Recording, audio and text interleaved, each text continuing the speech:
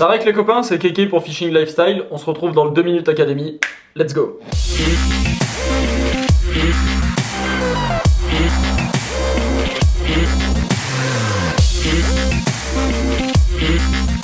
Aujourd'hui on est à J-12 avant l'ouverture de la truite, donc je vais vous parler de mon leurre fétiche pour la pêche de la truite en barrage, le squeletton. Allez c'est parti, top chrono. Alors, ceux qui nous suivent un petit peu, que ce soit sur Insta, Facebook ou sur la chaîne YouTube, ont vu que pour les grosses truites en barrage, le squeletton en 5,5 et en 8 était vraiment notre leurre phare pour la truite en barrage. Pourquoi? Parce que c'est un leurre, donc squeletton comme son nom l'indique, en forme de squelette avec un corps annelé qui renvoie énormément de vibrations et qui est surtout très simple d'utilisation. Une tête ronde, du linéaire simple dans les différentes couches d'eau et ça fait du poisson. Pas à chaque coup, mais c'est vraiment mon sauve-capot, moi, pour la truite en barrage. Et peut-être parce que j'y crois énormément, parce que ma première truite en barrage, je l'avais fait avec ça. C'est possible. En 5,5, en 8, même à l'ouverture l'année dernière, vous allez le voir, le lien dans la description, j'avais fait une belle truite avec le 8 en morito avec une tête Proflex à palette. Là sur les nouveaux coloris cette année, donc le Sky Green comme ceci, j'ai aucun doute, ce sera vraiment voilà, mon leurre sauf capot. S'il y a besoin de sortir un poisson derrière les fagots, ça devrait le faire. Donc en 5 et en 8.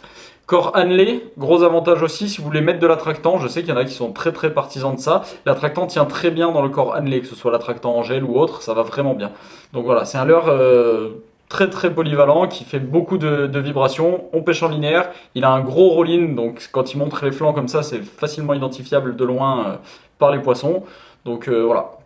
Si j'ai un seul leurre à prendre dans ma boîte pour aller pêcher la truite en barrage, c'est clairement le squeletton, en 5,5 et en 8. Et cette année, on avait décidé d'être moins frileux, enfin surtout moi. On avait un peu peur de monter en taille, donc en 8 on a fait du poisson, il n'y a pas de problème.